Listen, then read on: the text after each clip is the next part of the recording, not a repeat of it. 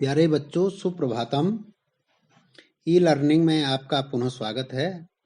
मैं ईपी भारद्वाज आज आपको ललदत्त द्वारा प्रस्तुत बाख काव्य पाठ का सरल शब्दों में अर्थ और उसका भावार्थ बताऊंगा। तो ललदत्त की जो काव्य शैली है उसको बाख कहा जाता है। जिस तरह से कबीर की साखी प्रसिद्ध है, उसी तरह से ललदत्त की कविता भी बाख प्रसिद्ध है। बाख का अर्थ होता है जो कश्मीरी शैली में 4 पंक्तियों में गाई जाने वाली रचना, यानी कश्मीरी शैली में जो 4 पंक्तियों में गाई जाने वाली कविता है उसको बाख नाम उसका दिया गया है। ललदत्त मानते हैं कि आत्मज्ञान ही सच्चा ज्ञान है। यह संसार आडंबर रूपी सागर है और हम इस सागर में डूबते जा रहे हैं। आत्मज्ञान एवं कर्म के द्वारा ही हम इस माया रूपी संसार से या सागर से बच सकते हैं। रस्सी कच्चे तागे की खींच रही मैं नाव, जाने कब सुन मेरी पुकार, करे दे भव सागर पार। कच्चे सकोरे का मतलब होता है स्वाभाविक रूप से कमजोर, और रस्सी कच्चे तागे की यानी कमजोर नासवान सहारा, जिसको हम कह सकते हैं। तो प्रस्तुत पंक्तियों में कवयित्री ललदत्त ने नाव की तुलना अपनी जिंदगी से की है, अपनी शरीर से की है। रस्सी कच्चे तागे की खींच रही मैं नाव, कवयित्री कह रही है कि मैं अपनी नाव रूपी जिंदगी कमजोर रस्सी से खींच रही हूं, यानी नासवान सांसों द्वारा मेरी जिंदगी चल रही है। जाने कब सुन मेरी पुकार, करे दे भव सागर पार, यानी कवयित्री का कहने का आशय है कि मैं इस इंतजार में अपना जीवन काट रही हूं कि ईश्वर कब उनकी पुकार सुनेंगे,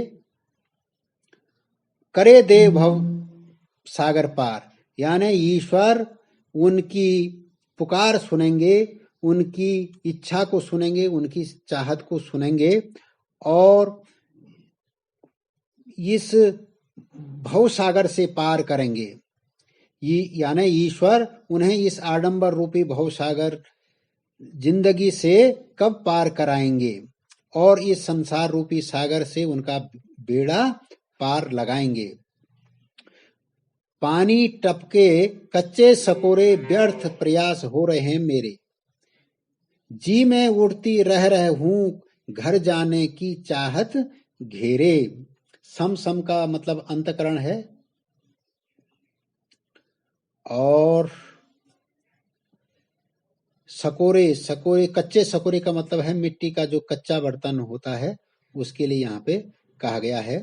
कच्चे सकोरे का अर्थ है स्वाभाविक रूप से कमजोर, और रस्सी कच्चे तागे की यानी कमजोर यानी नासवान।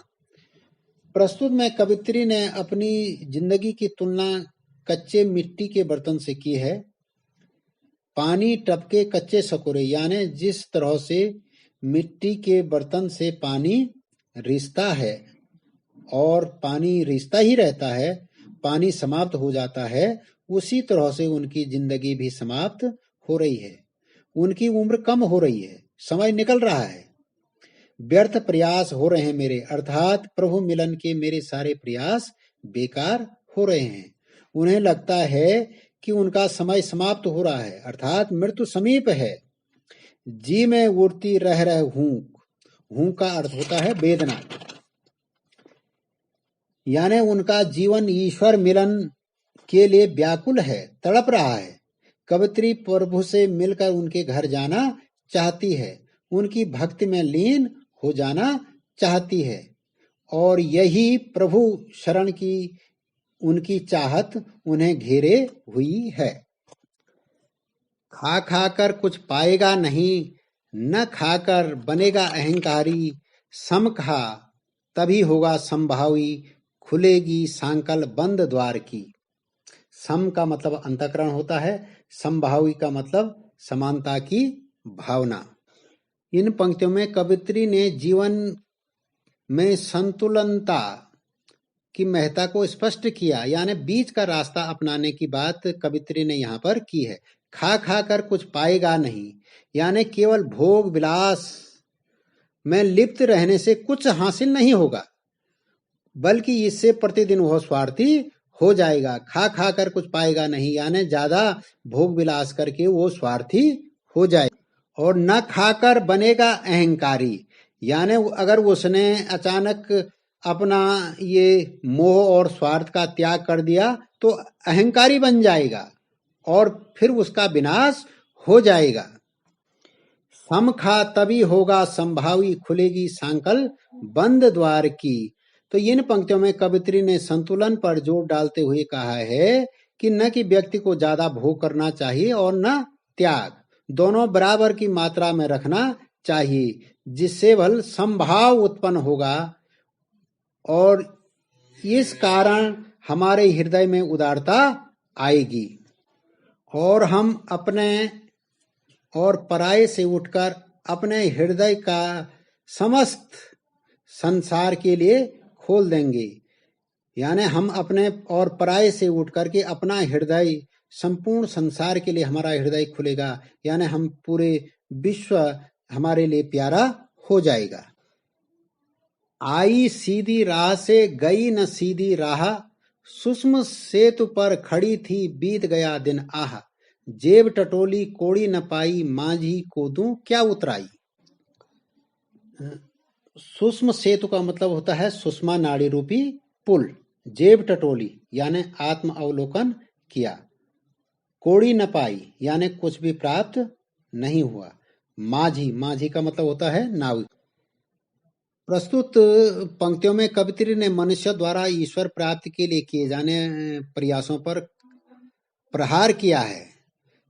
कवित्री का कहने का आशय है कि जीवन की शुरुआत उन्होंने ईश्वर प्राप्ति के लिए शुरुआत तो की, लेकिन उनके बाद उन्हें यह समझ नहीं आया कि वो कौन सा मार्ग सही है और कौन सा मार्ग गलत है। यानी आई सीधी राह से गई न सीधी राह, अर्थात वह भटक गई, इसलिए वो राह भटक गई, अर्थात संसार के आडंबर में बहक गई। यहाँ रास्ता भटकने का मतलब है बल कि समाज में प्रभु भक्ति के लिए अपनाए जाने वाले जो मार्ग हैं, तरीके हैं, जैसे कुंडली फेरना, जागरण करना, जप करना इत्यादि, परंतु ये सब करने के बाद भी उन्हें परमात्मा से उनका मिलन नहीं हुआ और सारा समय बर्बाद हो गया, दिन व्यतीत हो गया। जेब टटोली कोड़ी न पाई माझी को दूं क्या उतराई। कवित्री कह रही कि बहुत कुछ करने के बाद भी परमात्मा से उनका मिलन नहीं हुआ, इसलिए वो दुखी हो गई कि जीवन भर इतना सब कुछ करने के बाद भी उन्हें कुछ हासिल नहीं हुआ। और जेब टटोली कोड़ी न पाई, और वो खाली हाथ रह गई। जेब टटोली यानी उन्होंने अपना आत्मा अवलोकन किया, अंदर देखा तो उन्हें कुछ प्राप्त नहीं हुआ, उन्हें कोई ज्ञान प्राप्त नहीं हुआ, कोई भक्ति प्राप्त नहीं हुआ, यानी वे खाली हाथ ही उनका रह गया है।